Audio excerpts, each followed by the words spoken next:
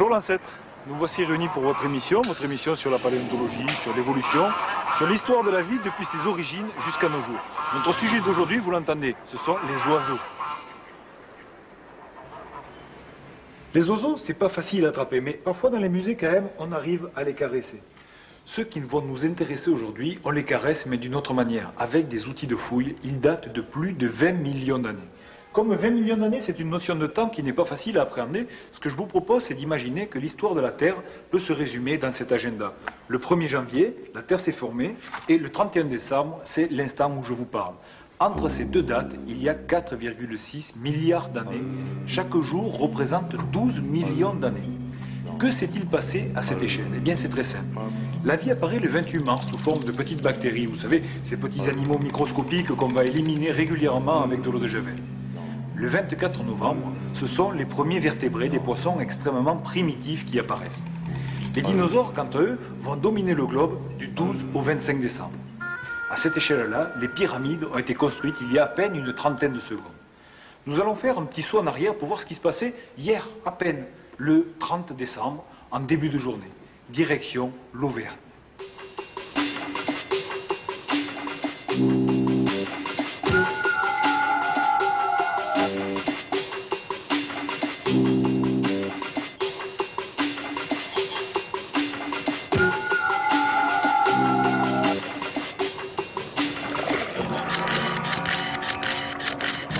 Nous sommes arrivés, nous sommes ici dans l'Allier, à Vichy, et plus précisément même nous sommes sur l'Allier.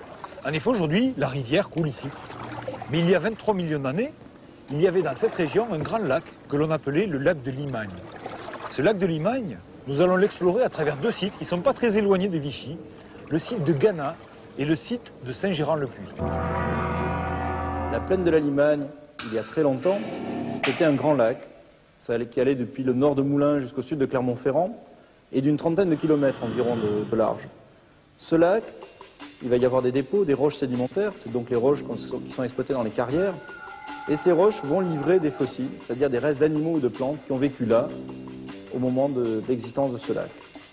Parmi ces fossiles, on va trouver des restes de poissons, on va trouver aussi des crocodiles, on va trouver des restes d'oiseaux, notamment des oiseaux d'eau, des pélicans, des flamands, et on va trouver aussi tout un tas d'animaux, notamment des rhinocéros. Alors les oiseaux, c'est assez extraordinaire, c'est-à-dire que c'est des animaux qui vivent dans l'air, ils sont rarement fossilisés, et pour cause des sédiments aériens, il n'y en a pas souvent, et de plus, leurs os sont très fragiles, très légers, justement pour permettre à ces animaux de voler. Dans cette plaine de la Limagne, toutes les conditions sont réunies pour qu'ils vivent, pour qu'ils meurent. On peut penser à des éruptions de gaz carbonique dans ce lac tropical, un petit peu en liaison avec le volcanisme d'Auvergne qui commence à se mettre en place, et aussi les sédiments sont très fins, et permettent donc la fossilisation, la conservation de ces restes très fragiles. Et donc, on va creuser le sol dans les carrières, on va trouver des grosses bêtes, des rhinocéros, mais aussi tous ces ossements d'oiseaux disparus depuis fort longtemps. Et c'est ainsi qu'au hasard des découvertes, on a pu mettre à jour la plus grande diversité d'oiseaux fossiles au monde. En cela, les sites de la Limagne sont uniques. Il n'y a pas d'équivalent sur toute la planète Terre.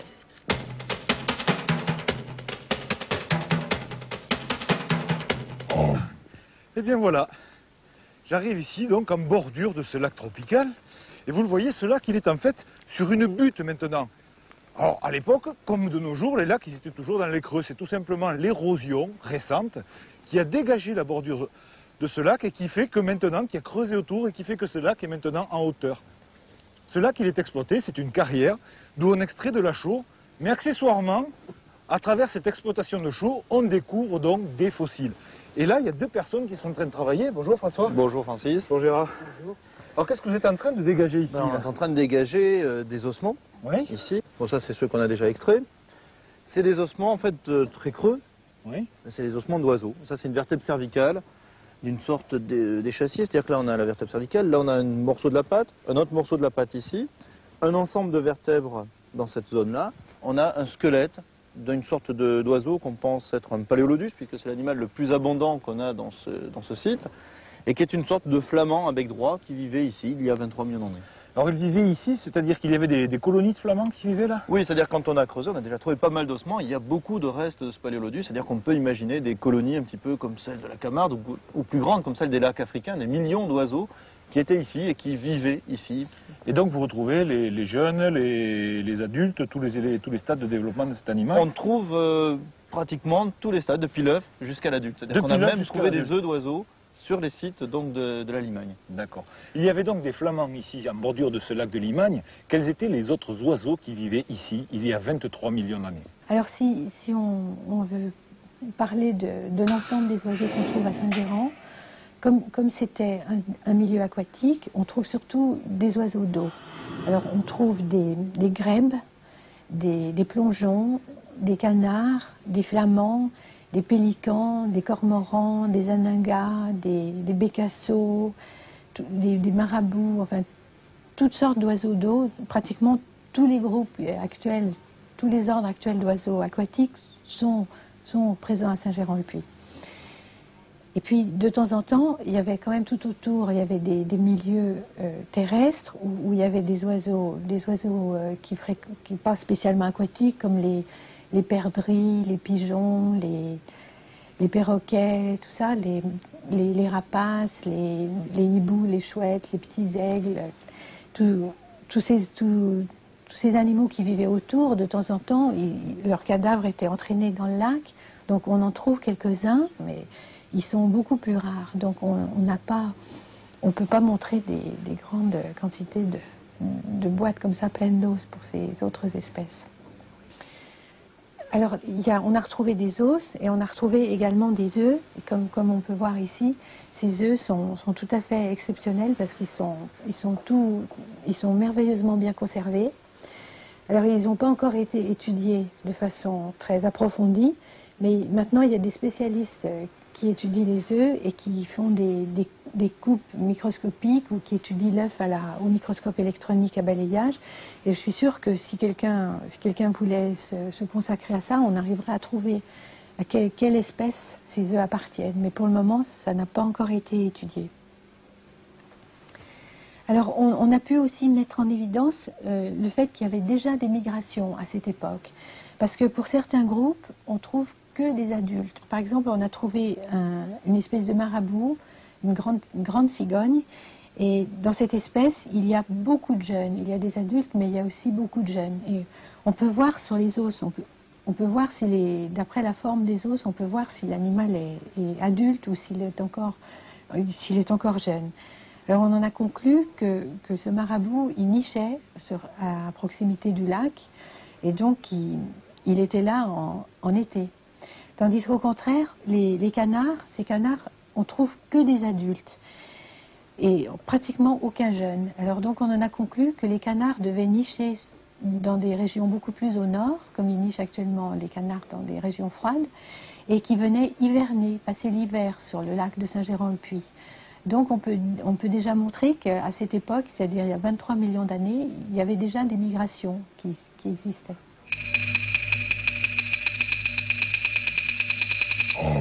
Alors François, là, cette grosse boule que l'on a devant nous, c'est ce que l'on appelle un stromatolite. Tu peux me dire en 2 mots ce que c'est qu'un stromatolite? Un stromatolite, c'est une concrétion calcaire formée par l'activité de bactéries, de choses toutes petites, à l'origine de la vie sur Terre, il y a 4 milliards d'années. Mais celles-ci, c'est des petites genottes, elles n'ont que 23 millions d'années. Alors c'est vrai, ces bactéries, elles fixent le calcaire. Et quand on lèche, vous voyez la pierre, vous voyez ici apparaître les petits lits formés par l'activité donc de ces bactéries qui ont formé ces stromatolites. Alors ça leur donne souvent l'apparence de choux-fleurs, les choux-fleurs d'Auvergne, un petit peu pétrifiés, mais c'est... Ouais, ils ne sont pas prêts de concurrencer les choux-fleurs de Bretagne quand même. Ce qu'on pourrait faire, c'est essayer de voir les oiseaux là. Donc on a ramené ici un oiseau qui vivait ici il y a 23 millions d'années. Il est revenu en fait chez lui, d'ailleurs il a l'air très content, il hoche la tête. Et comment est-ce qu'on va reconstituer le squelette d'oiseau à partir des ossements? C'est à partir des ossements qu'on a trouvés tout à l'heure, c'est-à-dire qu'on a vu cet amas d'os qu'on a extrait de la couche. Et ben on va identifier chaque os. Ça c'est un humérus, c'est-à-dire que c'est l'os du bras. Tu le regardes, ici. Alors c'est celui de l'autre côté, donc c'est le gauche. Voilà. Ça c'est un os de la patte. Voilà, donc il va venir là, et ainsi de suite. Et comme ça, comme ça, petit à petit, on va reconstituer. On a les vertèbres, les différentes vertèbres du cou, donc on va regarder leur position. Alors dans un flamand actuel, il y a une croissance, une progression des vertèbres, et on va donc comparer chaque vertèbre trouvée fossilisée ici avec des animaux actuels, et on va reconstituer ces squelettes pour ressusciter ces animaux des millions d'années plus tard. C'est vrai qu'il y a aussi une question que l'on peut se poser. Il y a des oiseaux, tout le monde le sait aujourd'hui, mais quelle est l'origine des oiseaux? Nous sommes ici dans un poulailler Mais nous sommes aussi, à certains égards, au milieu d'un troupeau de dinosaures. Pour expliquer ce paradoxe, il va nous falloir remonter dans le temps, jusqu'à l'ère des dinosaures, à l'époque où les premiers ancêtres des oiseaux firent leur apparition. Quand les premiers oiseaux sont apparus au milieu de l'ère mésozoïque, il y a à peu près 150 millions d'années, les aires étaient dominées par des créatures comme celle-ci, des ptérosaures, qui possédaient des ailes, certes, mais ces ailes étaient constituées par un doigt très allongé sur lequel était tendue une membrane. Ils n'avaient pas de plumes. Et en fait, ils n'ont rien à voir avec l'origine des véritables oiseaux. Si on veut chercher l'origine donc de ces oiseaux, il faut se tourner vers cette petite créature, dont voici le squelette reconstitué, qui est l'Archéoptérix, que l'on considère aujourd'hui comme le plus ancien oiseau connu. Mais c'est un oiseau bien particulier. D'abord, il y a encore des dents sur les mâchoires, ce qui évidemment n'est plus le cas chez les oiseaux d'aujourd'hui. De plus, il y a aussi des griffes sur les ailes, et par ailleurs, il possède une longue queue constituée de très nombreuses vertèbres qui n'existent plus chez les oiseaux modernes. Mais d'où vient-il cet Archéoptérix? Pour le savoir, je vous propose d'aller dans la pièce à côté pour voir d'autres fossiles qui nous renseignent sur les origines des oiseaux. De l'avis de la plupart des paléontologues, les oiseaux descendent de petits dinosaures carnivores. Alors voici justement un moulage qui est en train d'être coloré du squelette d'un de ces petits dinosaures qui s'appelle Compsognathus. Et on va y trouver plusieurs points qui rappellent pas mal l'Archéoptérix. On a cette longue queue composée de nombreuses vertèbres. Bon, ici, les pattes de derrière. Là, les pattes de devant qui montrent des griffes, hein, comme chez l'Archéoptérix. Et puis ici, nous avons le crâne qui est disloqué avec les mâchoires. Et ces mâchoires, elles portent des dents. Et ces dents, on les retrouve aussi chez Archéoptérix, le plus ancien oiseau. Mais il y a quelque chose qui est présent chez les Archéoptérix et qui ne l'est pas chez le petit dinosaure Compsognathus, et que l'on voit assez bien sur ce moulage d'Archéoptérix, ce sont les plumes. Les plumes qui permettent à Archéoptérix et à tous les autres oiseaux volants, justement, de voler, que l'on voit bien ici sous forme d'empreintes autour des ailes et également ici le long de la queue. Donc, une fois les plumes acquises, comme mode de locomotion, si on peut dire, les oiseaux se sont développés et se sont rapprochés progressivement de ce que nous connaissons aujourd'hui. Et voici par exemple Confucius ornis, un oiseau qui a été trouvé en Chine et qui date d'il y a environ 130 millions d'années, qui est plus proche qu'Archéoptérix de nos oiseaux modernes. Pourquoi est-il plus proche? Eh bien, par exemple, parce qu'il a perdu ses dents, il a un bec comme les oiseaux d'aujourd'hui, il conserve encore des griffes aux ailes, mais d'autre part, il a perdu aussi cette longue queue que l'on trouvait à la fois chez les dinosaures et chez Archéoptérix. Et puis il a des plumes que l'on voit sous forme de ces traces noirâtres.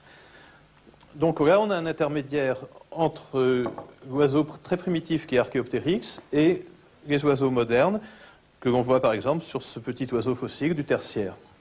Donc, les fossiles nous fournissent une succession de stades qui permettent de passer du dinosaure comme Compsognathus à l'oiseau actuel en passant par des intermédiaires comme l'Archéoptérix ici ou le Confucius ornis ici. En nous promenant tout à l'heure sur la carrière, nous avons eu la bonne fortune de trouver un bloc naturellement dégagé par l'acidité des eaux de pluie. Qu'est-ce qu'on voit là-dessus, là, François? On voit donc les ossements, les éléments de squelette. Oui, des ossements, on en a vu pas mal ce matin. Mais là, on a tout un ensemble d'os qui appartiennent à deux individus. Un ici, on voit les vertèbres qui sont en connexion. Oui. Un autre ici, avec un os de la patte. L'humérus, le radius, c'est une aile. Ceux-ci ont les terminaisons qui sont bien finies. C'est un adulte. Celui-là, c'est un poussin. Donc on a un nid fossilisé. Voilà.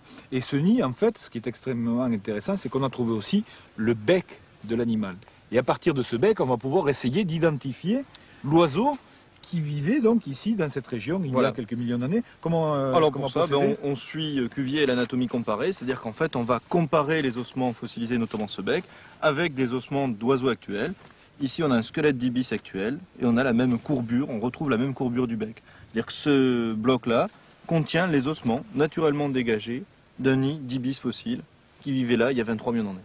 Il y avait donc des ibis à Ghana. Mais ces ibis, bien évidemment, ces ossements, on va les prendre, ils vont servir à alimenter les collections. Que deviennent les collections une fois qu'elles quittent le lieu sur lequel elles ont été récoltées? Nous arrivons maintenant à Yzeure, dans l'Allier, pour déménager la collection Louis Guillot. Il a donné toutes ses collections à l'université Claude Bernard et nous faisons aujourd'hui le dernier déménagement. Ça doit représenter à peu près 3 caisses.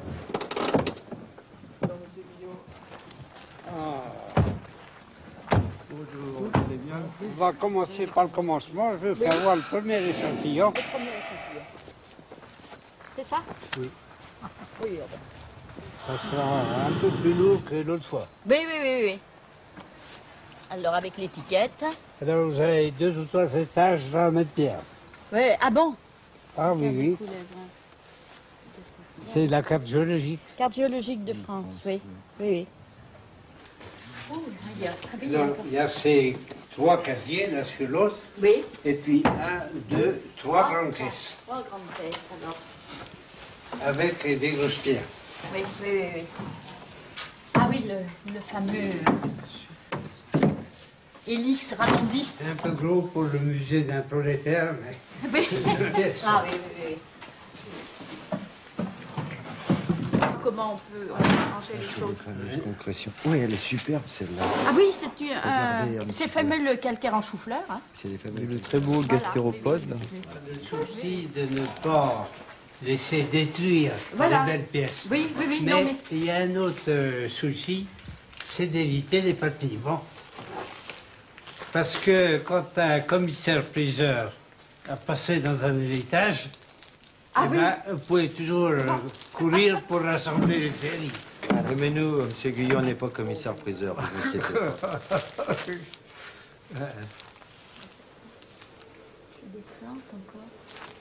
Non, non, c'est pas ce qu'il a marqué. Mais je vois pas bien, il a marqué Opticus dessus. Ah bon, Oh, il y a des erreurs aussi, hein. Oui, oui, non, c'est très bien.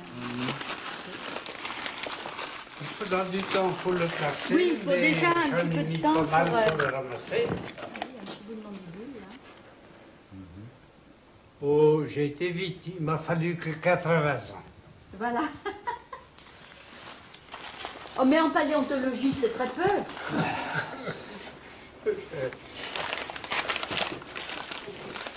Alors, Monsieur Guillon, on va vous laisser au nom de l'UFR des sciences de la Terre et de l'Université Claude Bernard. On va vous remercier. Vous m'avez dit tout à l'heure que quand les caisses seraient vides, vous alliez les remplir. Alors, on revient quand?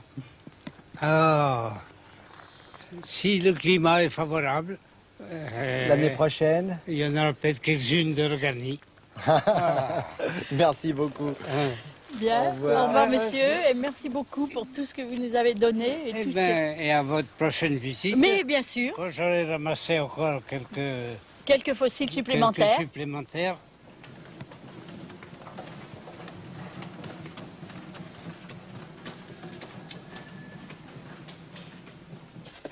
C'est les varias.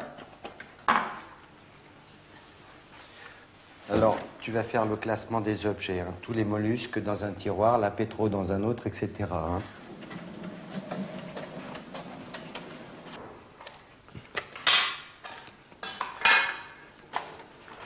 Alors, on va écrire tous les numéros à l'encre de Chine avec un porte-plume.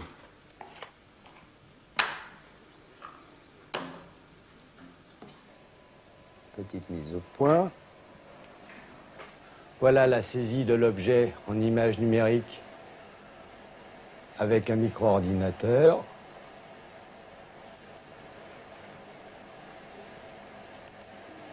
Et voici toutes les données textuelles se rapportant à l'objet, donc tous les descripteurs de cet objet.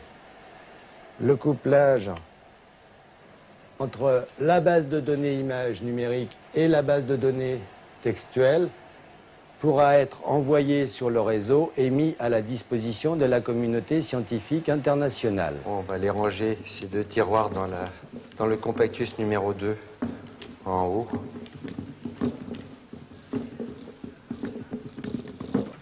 Maintenant que tous les objets ont été étiquetés, inventoriés, et que toutes les données ont été saisies en informatique, nous allons ranger les tiroirs à la place logique de l'inventaire numérique de nos collections. C'est ici que nous rangeons toute la collection Guillot. Il y a plus de 100 tiroirs, soit plus de 1200 objets qui y sont conservés. Et comme toutes les autres collections de notre laboratoire, la collection Guillot va être utilisée pour l'enseignement de la paléontologie dans notre laboratoire, aussi pour les expositions en utilisant les plus belles pièces de la collection Guillot, et aussi pour la recherche scientifique nationale et internationale. Toutes ces collections seront mises à la disposition des chercheurs. À Saint-Gérand, quand on fouille, on trouve donc des milliers d'oiseaux. Mais accessoirement, on trouve aussi d'autres gros animaux. Par exemple, ici. Ce gros animal que sont en train de dégager les enfants derrière moi, c'est un rhinocéros. Vous avez ici le crâne de l'animal. Vous pouvez distinguer là les dents, la rangée dentaire. Et puis ici, le museau de cet animal. Et vous pouvez constater qu'il n'y a pas la corne. Et ça, il y a deux explications. D'abord, la corne, c'est du poil. Ça ne se conserve pas, c'est de la kératine. C'est une structure qui ne se conserve jamais. Mais en plus, la particularité des rhinocéros qui vivaient ici à Ghana il y a 23 millions d'années, c'est que c'était des rhinocéros dépourvus de cornes. Les tout premiers rhinocéros, c'est surprenant, n'avaient pas de cornes. Un petit peu plus loin, on voit le train avant de l'animal. Donc l'humérus est enfoui là-dessous, mais on retrouve ici le cubitus et le radius qui sont les deux os de l'avant-bras. Plus loin, les éléments qui constituent le poignet et les doigts de la main. Vous avez ici un os du poignet, vous voyez un petit peu la taille quand même par rapport à notre poignet. Et puis cet os-là, c'est un métapode, c'est-à-dire ce qui correspond à cet os-là chez nous. Et là, différents éléments, dont les phalanges, et notamment cette phalange qui est la phalange terminale, celle qui reposait sur le sol lorsque l'animal était vivant. Comme on a ici le train avant, en contournant, il est logique de retrouver un petit peu plus loin le train arrière de l'animal. Et là, ce que vous avez ici, c'est le bassin sur lequel venait s'articuler la patte postérieure de l'animal. François, je vois qu'il y a beaucoup d'enfants là sur ton chantier. C'est une caractéristique de votre travail ici? Oui, c'est depuis le début du chantier sur le site des rhinocéros. En fait, dès le départ, on a fait venir des écoles, on a montré un petit peu les richesses de ce talier paléontologique, de cet talier des millions d'années. Et depuis, à travers, avec les écoles, avec les centres aérés, on initie un petit peu les petits du Bourbonnais, les enfants du Bourbonnais, à se passer de la Terre.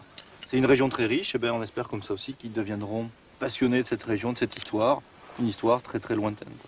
Alors dans cette histoire lointaine, on va donc découvrir des gros animaux, des rhinocéros. On a vu aussi qu'il y avait beaucoup d'oiseaux, mais on trouve aussi d'autres mammifères de plus petite taille. Quels sont ces animaux? Dans le bassin de la Limagne, il n'y a pas que des rhinocéros et des oiseaux. On trouve des loutres. C'est un squelette composite, c'est-à-dire qu'il a été fait avec différents individus. On a trouvé aussi l'ancêtre de l'ours.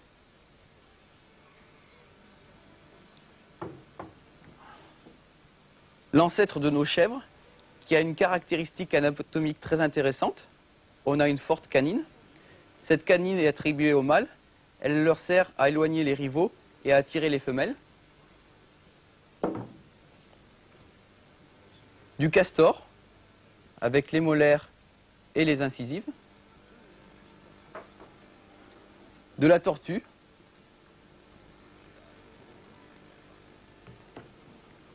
Du crocodile, avec la mandibule, le maxillaire et les dents. Du rhinocéros. Et du Cainotherium, qui était une petite chèvre de la taille d'un lapin, qui n'existe plus actuellement. En voici une reconstitution.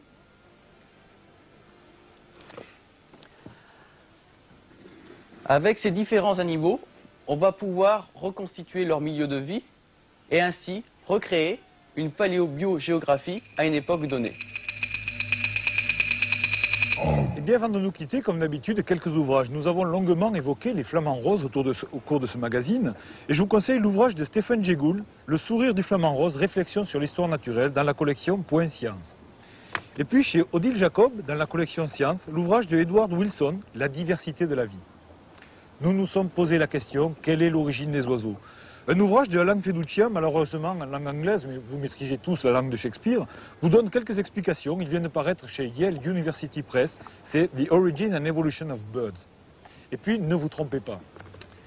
nous avons parlé d'ibis. Les ibis, il n'y en a plus aujourd'hui en France. Et pour être sûr que vous identifierez correctement les prochains oiseaux que vous verrez, je vous conseille l'ouvrage que vient de publier le Muséum national d'histoire naturelle chez Nathan, Inventaire de la faune de France. Allez, au revoir l'ancêtre.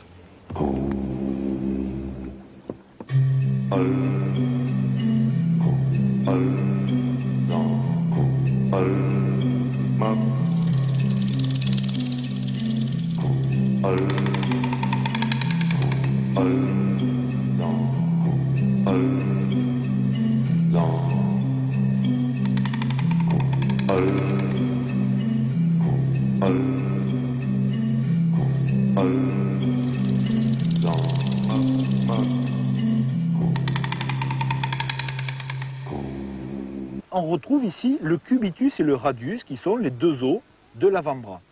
Plus loin, les éléments qui constituent le poignet et les doigts de la main. Vous avez ici un os du poignet, vous voyez un petit peu la taille quand même par rapport à notre poignet.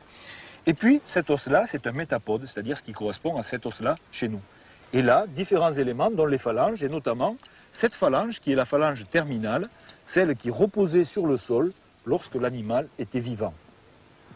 Comme on a ici le train avant, en contournant, il est logique de retrouver un petit peu plus loin le train arrière de l'animal. Et là, ce que vous avez ici, c'est le bassin sur lequel venait s'articuler la patte postérieure de l'animal. François, je vois qu'il y a beaucoup d'enfants là sur ton chantier. C'est une caractéristique de votre travail ici? Oui, c'est depuis le début du chantier sur le site des rhinocéros. En fait, dès le départ, on a fait venir des écoles, on a montré un petit peu les richesses de ce talier paléontologique, de ce talier des millions d'années. Et depuis, à travers, avec les écoles, avec les centres aérés, on initie un petit peu les petits du Bourbonnais, les enfants du Bourbonnais, à se passer de la Terre. C'est une région très riche, et on espère comme ça aussi qu'ils deviendront passionnés de cette région, de cette histoire, une histoire très très lointaine. Alors dans cette histoire lointaine, on va donc découvrir des gros animaux, des rhinocéros. On a vu aussi qu'il y avait beaucoup d'oiseaux, mais on trouve aussi d'autres mammifères de plus petite taille. Quels sont ces animaux? Dans le bassin de la Limagne, il n'y a pas que des rhinocéros et des oiseaux. On trouve des loutres. C'est un squelette composite, c'est-à-dire qu'il a été fait avec différents individus. On a trouvé aussi l'ancêtre de l'ours.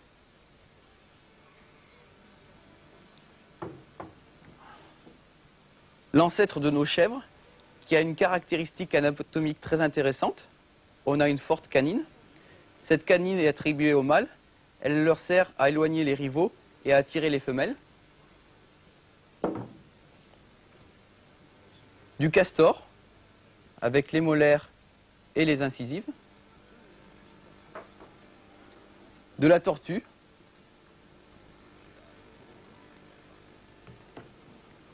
Du crocodile, avec la mandibule, le maxillaire et les dents.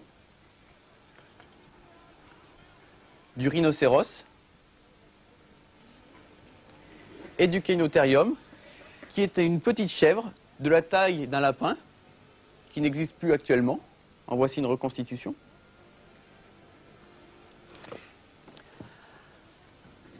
Avec ces différents animaux, on va pouvoir reconstituer leur milieu de vie et ainsi recréer une paléobiogéographie à une époque donnée. Eh bien, avant de nous quitter, comme d'habitude, quelques ouvrages. Nous avons longuement évoqué les flamants roses au cours de ce magazine.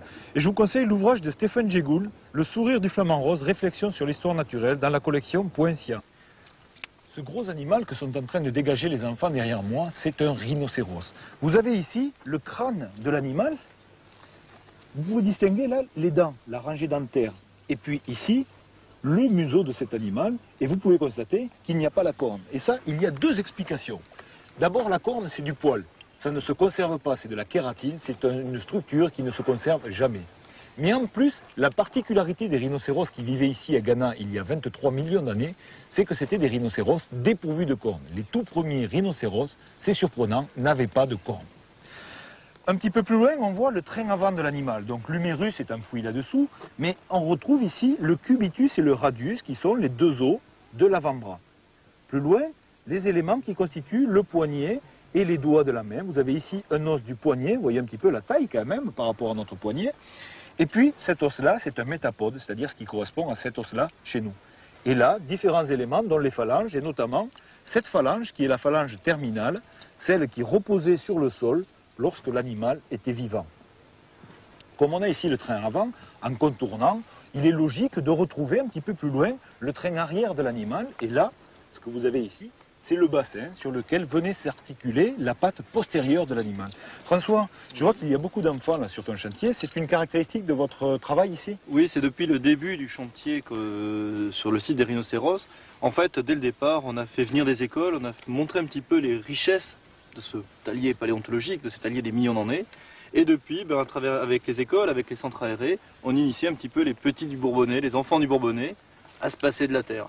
C'est une région très riche, et on espère comme ça aussi qu'ils deviendront passionnés de cette région, de cette histoire, une histoire très très lointaine. Alors dans cette histoire lointaine, on va donc découvrir des gros animaux, des rhinocéros, on a vu aussi qu'il y avait beaucoup d'oiseaux, mais on trouve aussi d'autres mammifères de plus petite taille. Quels sont ces animaux? Dans le bassin de la Limagne, il n'y a pas que des rhinocéros et des oiseaux. On trouve des loutres. C'est un squelette composite, c'est-à-dire qu'il a été fait avec différents individus. On a trouvé aussi l'ancêtre de l'ours.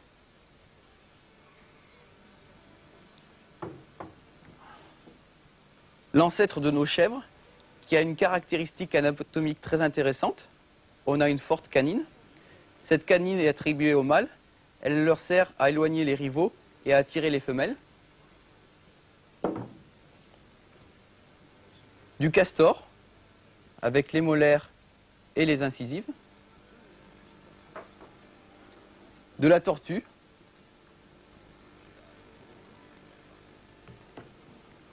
Du crocodile, avec la mandibule, le maxillaire et les dents. Très allongé, sur lequel était tendue une membrane. Ils n'avaient pas de plumes. Et en fait, ils n'ont rien à voir avec l'origine des véritables oiseaux. Si on veut chercher l'origine donc de ces oiseaux, il faut se tourner vers cette petite créature, dont voici le squelette reconstitué, qui est l'Archéoptéryx, que l'on considère aujourd'hui comme le plus ancien oiseau connu. Mais c'est un oiseau bien particulier. D'abord, il a encore des dents sur les mâchoires, ce qui évidemment n'est plus le cas chez les oiseaux d'aujourd'hui. De plus, il a aussi des griffes sur les ailes, et par ailleurs, il possède une longue queue constituée de très nombreuses vertèbres qui n'existent plus chez les oiseaux modernes. Mais d'où vient-il cet Archéoptéryx? Pour le savoir, je vous propose d'aller dans la pièce à côté pour voir d'autres fossiles qui nous renseignent sur les origines des oiseaux. De l'avis de la plupart des paléontologues, les oiseaux descendent de petits dinosaures carnivores. Alors voici justement un moulage qui est en train d'être coloré du squelette d'un de ces petits dinosaures qui s'appelle Compsognathus. Et on va y trouver plusieurs points qui rappellent pas mal l'Archéoptéryx. On a cette longue queue composée de nombreuses vertèbres. Bon, ici, les pattes de derrière. Là, les pattes de devant qui montrent des griffes, comme chez l'Archéoptéryx. Et puis ici, nous avons le crâne qui est disloqué avec les mâchoires. Et ces mâchoires, elles portent des dents. Et ces dents, on les retrouve aussi chez Archéoptéryx, le plus ancien oiseau. Mais il y a quelque chose qui est présent chez les Archéoptéryx et qui ne l'est pas chez le petit dinosaure Compsognathus, et que l'on voit assez bien sur ce moulage d'Archéoptéryx, ce sont les plumes. Les plumes qui permettent à Archéoptéryx et à tous les autres oiseaux volants, justement, de voler, que l'on voit bien ici sous forme d'empreintes autour des ailes et également ici le long de la queue. Donc, une fois les plumes acquises, comme mode de locomotion, si on peut dire, les oiseaux se sont développés et se sont rapprochés progressivement de ce que nous connaissons aujourd'hui. Et voici par exemple Confucius ornis, un oiseau qui a été trouvé en Chine et qui date d'il y a environ 130 millions d'années, qui est plus proche qu'Archéoptéryx de nos oiseaux modernes. Pourquoi est-il plus proche? Eh bien, par exemple, parce qu'il a perdu ses dents, il a un bec comme les oiseaux d'aujourd'hui, il conserve encore des griffes aux ailes, mais d'autre part, il a perdu aussi cette longue queue que l'on trouvait à la fois chez les dinosaures et chez Archéoptéryx. Et puis il a des plumes que l'on voit sous forme de ces traces noirâtres. Donc là, on a un intermédiaire entre l'oiseau très primitif qui est Archéoptéryx et les oiseaux modernes que l'on voit par exemple sur ce petit oiseau fossile du Tertiaire.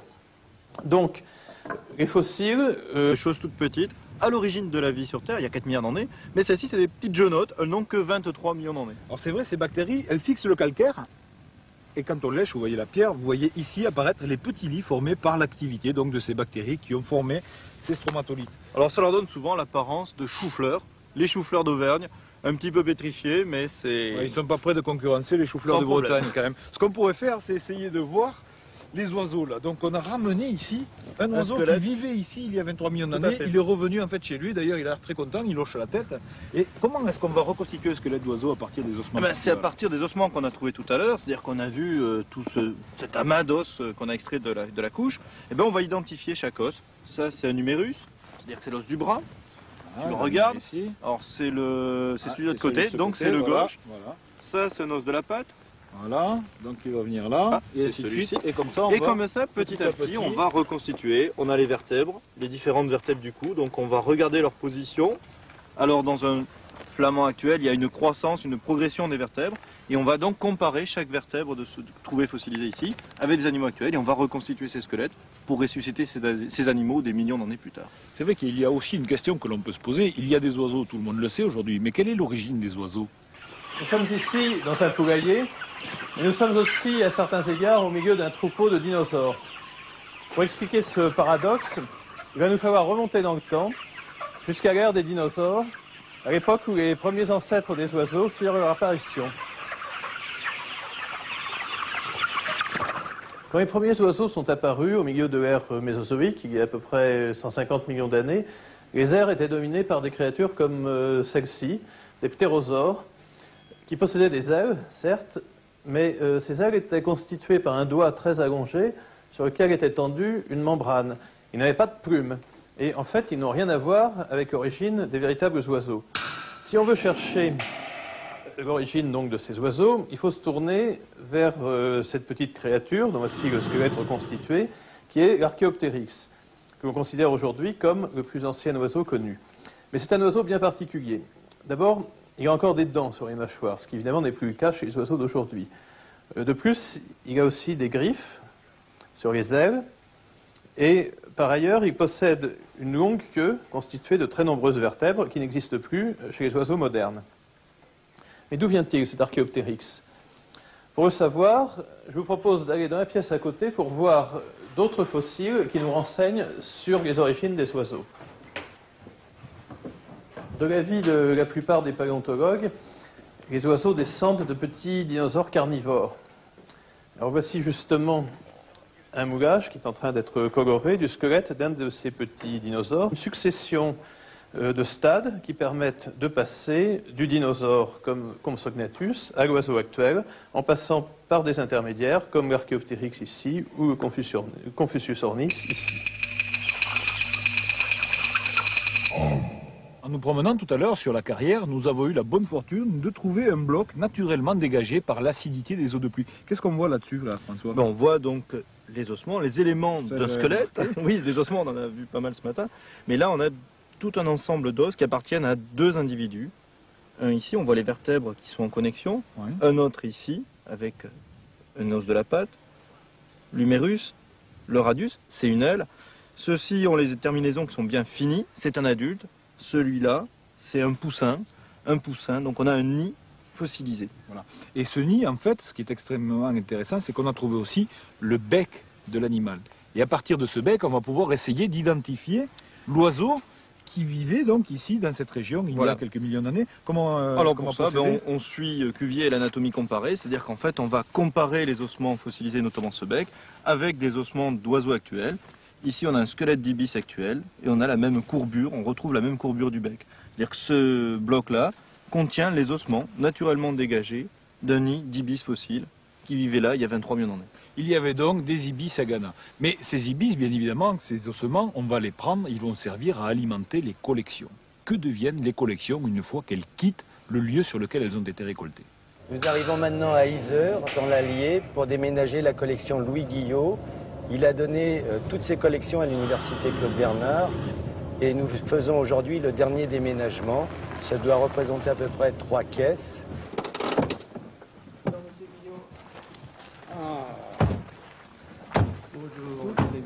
On va commencer par le commencement. Je vais faire voir le premier échantillon. C'est ça? Oui. Oui. Ça sera un peu plus lourd que l'autre fois. Oui, oui, oui, oui. Alors, avec l'étiquette. Alors, vous avez 2 ou 3 étages, 20 mètres de pierre. Oui, ah bon? Ah oui, oui. C'est la carte géologique. Carte géologique de France, oui. Oui, oui. Oh, Il y a ces 3 casiers là sur l'os. Oui. Et puis 1, 2, 3 grandes caisses. 3 grandes caisses, alors. Avec des grosses pierres. Oui, oui, oui, oui. Ah oui, le fameux Hélix Ramondi. C'est un peu gros pour le musée d'un prolétaire, mais... Oui. Ah oui, oui, oui. Comment on peut ranger les choses? Concrétion. Oui, elle est superbe celle-là. Ah oui, Regardez, c'est fameux le calcaire en chou-fleur. Hein. C'est les fameux. Le très beau gastéropode. Sous forme de petites bactéries, vous savez, ces petits animaux microscopiques qu'on va éliminer régulièrement avec de l'eau de javel. Le 24 novembre, ce sont les premiers vertébrés des poissons extrêmement primitifs qui apparaissent. Les dinosaures, quant à eux, vont dominer le globe du 12 au 25 décembre. À cette échelle-là, les pyramides ont été construites il y a à peine une trentaine de secondes. Nous allons faire un petit saut en arrière pour voir ce qui se passait hier, à peine, le 30 décembre, en début de journée. Direction l'Auvergne.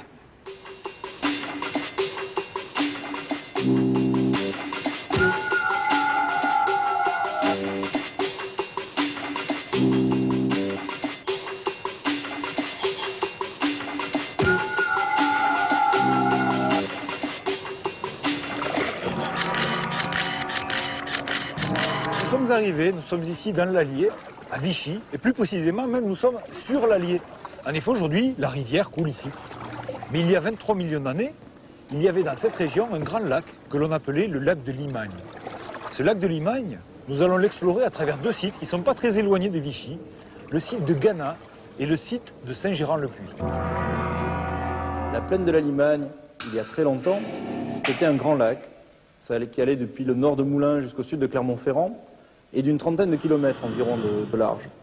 Ce lac, il va y avoir des dépôts, des roches sédimentaires, c'est donc les roches qui sont exploitées dans les carrières, et ces roches vont livrer des fossiles, c'est-à-dire des restes d'animaux ou de plantes qui ont vécu là au moment de l'existence de ce lac.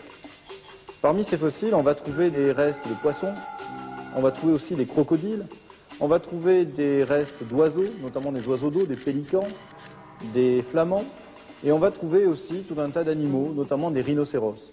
Alors les oiseaux, c'est assez extraordinaire, c'est-à-dire que c'est des animaux qui vivent dans l'air, ils sont rarement fossilisés, et pour cause, des sédiments aériens, il n'y en a pas souvent, et de plus, leurs os sont très fragiles, très légers, justement pour permettre à ces animaux de voler.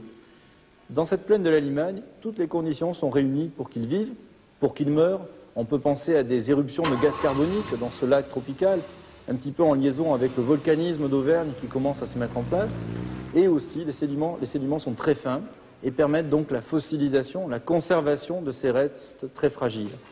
Et donc, on va creuser le sol dans les carrières, on va trouver des grosses bêtes, des rhinocéros, mais aussi tous ces ossements d'oiseaux disparus depuis fort longtemps. Et c'est ainsi qu'au hasard des découvertes, on a pu mettre à jour la plus grande diversité d'oiseaux fossiles au monde. En cela, les sites de la Limagne sont uniques. Il n'y a pas d'équivalent sur toute la planète Terre.